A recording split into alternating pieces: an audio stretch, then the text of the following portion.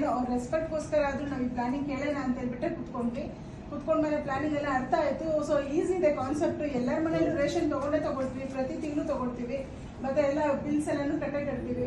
ಅದನ್ನ ಒಂದ್ಸರಿ ಮಾತ್ರ ತಾನೇ ನಾವು ಇಲ್ಲಿ ಮಾಡ್ಬೇಕಾಗಿರೋದು. ಮಾಡೋಣ ಆಯ್ತು ಮಾಡಬಿಡೋಣ ಅಂತ. ಆಕ್ಚುಲಿ ನಾವೊಂದು ಸ್ಯಾರಿ ಮತ್ತೆ ಒಂದು ಸೂಟ್ ಪೀಸ್ ತಗೊಂಡ್ವಿ, ನಮ್ಮ ಮಗಳಿಗೆ ಯೂಸ್ ಆಗುತ್ತೆ ಅಂತ LLB ಮಾಡ್ತಿದ್ದಾರೆ ಅವರು.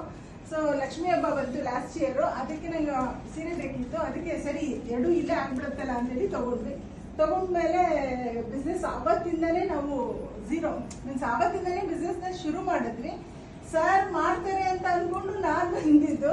ಸರ್ ನೋಡಿದ್ರೆ ನಂದೂ ಐಡಿಯಾ ಹಾಕಿ ನಂದೂ ಇದು ಮಾಡಿದ್ರು. ಸೊ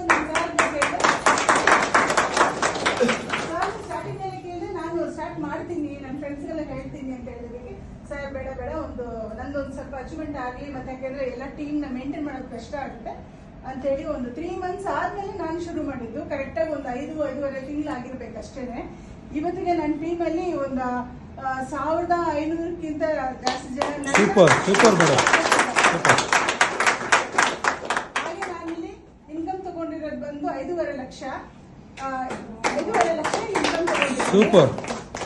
ಇದಕ್ಕೆಲ್ಲ ಮುಖ್ಯ ಕಾರಣ ನಮ್ಮ ಕೇಶವಮೂರ್ತಿ ಸರ್ ಈ ಬಿಸ್ನೆಸ್ ನನಗೆ ನಾನು ಅವ್ರಿಗೆ ತುಂಬಾ ಪ್ರೆಷರ್ ಮಾಡ್ತಾ ಇರ್ತೀನಿ. ನಾನು ಬರೋದಿಲ್ಲ, ನನಗೆ ಕೆಲಸ ಇದೆ, ನನ್ನ ಬಿಟ್ಬಿಡು, ನಿನ್ ಕೆಲಸ ನೋಡ್ಕೊ ಅಂತೆಲ್ಲ ಹೇಳ್ತಾ ಇರ್ತೀನಿ. ಆದ್ರೆ ಅವ್ರು ಏನೂ ಮಾತಾಡೋದಿಲ್ಲ, ಪಾಪ ಸೈಲೆಂಟ್ ಆಗಿ ಮೂಲೆ ಕುತ್ಕೊಂಡ್ಬಿಟ್ಟಿರ್ತಾರೆ. ಆದ್ರೂ ನಂದು ಟೀಮ್ ಇದೆ ಅಲ್ಲ, ನಾವ್ ಮಾಡ್ಲೇಬೇಕು, ನಾವು ಹೋಗ್ಬೇಕು ಜೊತೆಗೆ ಅಂತ ಹೇಳ್ಬಿಟ್ಟು ಅವ್ರ ಜೊತೆನೆಲ್ಲ ಬರ್ತಾ ಇದ್ದೀನಿ. ಅವ್ರ ನೆರಳಾಗಿ ನಾನು ಯಾವಾಗ್ಲೂ ಅವ್ರ ಜೊತೆಲಿ ಹೇಳ್ತೀನಿ.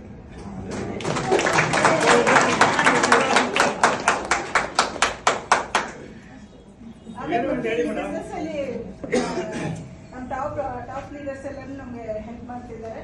ಅದು ಮುಖ್ಯವಾಗಿ ನಮ್ಮ ಟೀಮ್ ಅಲ್ಲಿ ಪ್ರತಿಯೊಬ್ಬರಿಗೂ ಲಾಗಿನ್ ಮಾಡೋದು ಅದೆಲ್ಲ ಮಾಡ್ಕೊಟ್ಟಿರೋದು ಆನಂದ್ ಸರ್. ಅವ್ರನ್ನ ನೆನೆಸ್ಕೊಳ್ಳಬೇಕು. ಅವ್ರಿಗೆ ಇವಾಗಿಲ್ಲ, ಎಲ್ಲ ಆಚೆ ಹೋಗ್ಬಿಟ್ಟಿದ್ದಾರೆ. ಇದ್ರು ಆಚೆ ಹೋಗಿದ್ದಾರೆ. ಅವ್ರಿಗೂ ಥ್ಯಾಂಕ್ಸ್ ಹೇಳ್ತೀನಿ. ಮತ್ತೆ ಎಲ್ಲ ನನ್ನ ಬಿಸ್ನೆಸ್ ಪಾರ್ಟ್ನರ್ಸ್ಗೂ ಥ್ಯಾಂಕ್ಸ್ ಹೇಳ್ತೀನಿ. ನೀವೆಲ್ಲ ಎಫರ್ಟ್ ಹಾಕಿರೋದಕ್ಕೆ, ನೀವೆಲ್ಲ ನಮ್ಮ ಜೊತೆಲಿ ಇರೋದಕ್ಕೇನೆ ನಾನು ಇವತ್ತು ಅಚೀವ್ಮೆಂಟ್ ಮಾಡಿರೋದು. ಅದಕ್ಕೆ ಪ್ರತಿಯೊಬ್ಬರಿಗೂ ಥ್ಯಾಂಕ್ಸ್.